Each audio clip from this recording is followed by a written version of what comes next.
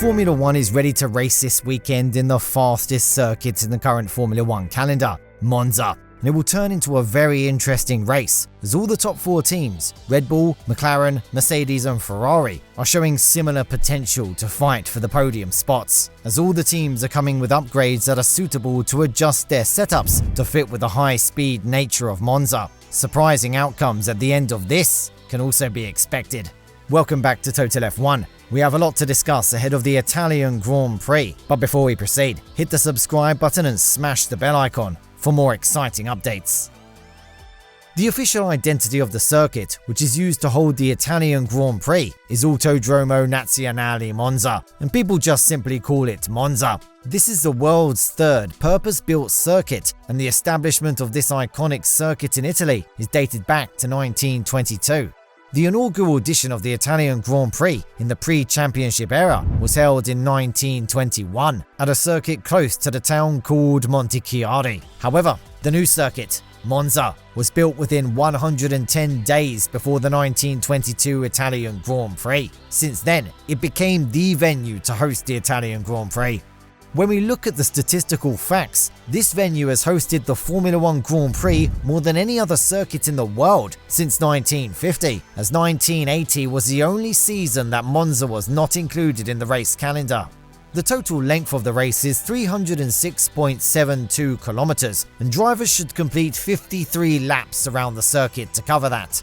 5.793 kilometers long, the Monza circuit is composed of more linear sections, and drivers can drive with their full throttle for more than 80% of the circuit length. Even though the number of corners in this layout is relatively less, those 11 corners offer a variety of challenges to the drivers. Further, this is composed of 2 DRS zones, facilitating more overtaking opportunities for the drivers. With the high-speed nature of this circuit, this is known as the Temple of Speed. The fastest ever lap in Formula One history has been recorded here at Monza, and it was set by Juan Pablo Montoya during the 2004 season by completing a lap with an average speed of 260.6 kilometers an hour. As it was set during a practice session, the official record for the fastest lap is held by Rubens Barrichello with a lap time of 1 minute 21.046 seconds. The most successful drivers here are Michael Schumacher and Lewis Hamilton, recording 5 victories each. Behind these two, Nelson Piquet is in the list with 4 victories. Like in many other old Grand Prix events, Ferrari holds the record for the most successful constructor at the Italian GP, as well as with 20 victories since the establishment of the championship. The 2023 event was won by Verstappen, recording a Red Bull 1-2 finish alongside with Sergio Perez. Ferrari driver Carlos Sainz was able to occupy the last podium spot. When coming to the 2024 season, things are so different relative to the previous one. The race will follow the regular Grand Prix schedule. That means 2 practice sessions will be on the first day, and it will be followed by 1 more practice session and qualifying session on the second day. The Grand Prix itself will be held on the final day. Starting this weekend, we'll be able to see a new face in the Williams driver lineup, as its management has decided to drop Logan Sargent after his heavy crash at Zandvoort, promoting the Williams Academy F2 driver Franco Colapinto into his seat. In Monza, drivers prefer to attach to a one-stop strategy most of the time, and the tyre supplier, Pirelli, recommends starting with medium tyres to get the maximum advantage at the start. So the one-stop strategy where drivers start with mediums and then switch to hards after 20 to 25 laps is the fastest option available here. But some drivers prefer to go with softs for the opening stint of the race, but these drivers had to take their second tyre set a little bit early, compared with the first strategy. So, the pit stop usually arrives during the lap window between lap 14 and 20. Even though most of the drivers try to attach to a one-stop strategy here, Pirelli recommends 2-stop strategies too. In the most recommended one, drivers can begin with softs and they can switch to mediums after lap 10 to 15.